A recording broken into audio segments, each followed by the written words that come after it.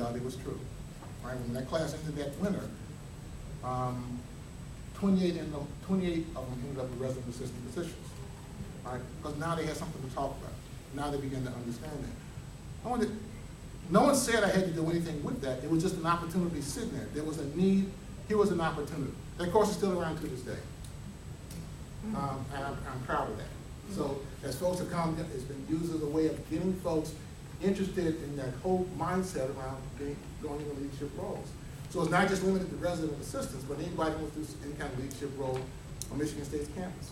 Well, so I've used that process at General Motors, at EDS, at the Kellogg Foundation. I've used that process as a way of getting certain things done, because here's a need, here's something that's already on the books. All right? It's already there in place. I don't have to go through a committee, I don't have to do this, I don't have to do that. It's already there. Now, make the argument that you probably have a lot of that around this institution as well. It's already on the books. Nobody ever seek any kind of formal permission to do anything with it. You just kind of take it and run with it.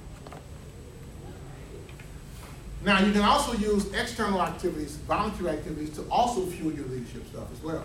So I always encourage folks to go find local nonprofit, small local nonprofit boards in which to become active.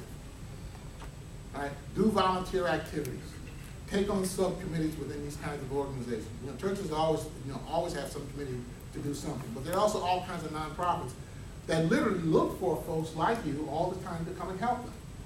Well, if the need is, I'm trying to learn how to be an effective leader so that I can demonstrate that.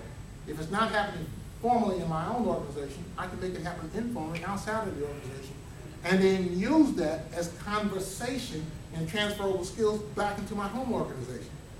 So there's all kinds of volunteer activities that will allow you to start getting at those kinds of things. And you'll find that a lot of nonprofit boards just love that. Right? They love that kind of volunteerism. And some of you are probably doing now, but you don't think of it again as, oh, this is a set of transferable skills. I think the skills are just limited to this one setting. No, gang, not at all. Not at all. If you led a church subcommittee on the annual picnic, you already understand managing chaos. If your job is to coordinate the annual family reunion out of town somewhere, you already understand managing projects, working with teams, and therapeutic intervention. You already understand that. That's transferable back into the organization. All right? Those aren't isolated skills. And so start looking at as ways to begin to develop your own skills and begin to exploit that as you go along. I read and teach. I'm thinking about my fellow faculty for bringing this up, but I'm about as well read on leadership as you'll find. I'm just kind of a walking Britannica encyclopedia. How many of you even know what I'm talking about? The vision came back, right there on the shelf, leather bound copies. Yeah, we all had ours. I've read this stuff from stem to stern, back and forth, inside and out. I like the fact that I know about it, but I read it because it has a way of offering clarity for me. And what I find is there are patterns. Right? I can save you a lot of reading. I would encourage you to also go out and read. One of the things that I find very interesting when I'm trying to get this stuff to crystallize in my head, if you have to teach it, it becomes clarity. It becomes clearer for you. All right? There's clarity that comes from teaching. Because sometimes if you are sharing your thoughts, you don't even know those thoughts are there until they come rumbling out. And then you ask yourself, well, where'd that come from? Well, that was sitting inside of you, waiting for an opportunity to reveal itself so that you could see it and go, oh, I didn't even know I thought like that. Now, that makes perfect sense. I don't even know where that came from. So reading has a way of getting there. Teaching has a way of kind of clarifying and allowing that for you. So I would always argue, give yourself an opportunity to put yourself in front of folks and do some teaching. And if you can't find anybody, third graders love having folks come in and talk to them. Teachers love it because it gives them a break. But third graders, this is so wonderful. So you can talk about anything. They'll just ask you questions about altogether different stuff. But it's a way of kind of getting stuff and making it happen. So the skills actually come from doing. always reflect on what you've accomplished. You have accomplished a great deal. Don't let anyone undermine, mitigate, or negate what you have learned to this point. Because it's your own individual, unique set of experiences.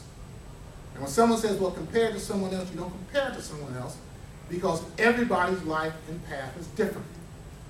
And your job becomes one of being able to summarize, so that if someone asks you the question, why do you think you qualify for this particular leadership role? Well, let me tell you what I've done and what I've accomplished. What are some of the things that I've learned along the way, and how those things have manifested themselves into me sitting at this particular time having this conversation. You're always doing stuff. So you glean your individual leadership learning moments from all the things that you've done. All right? Reflect, think, write down, reflect, think, write down, so the picture starts to become clearer to you. Yeah, you look at yourself, you see yourself in the mirror every day, but then you see the real picture.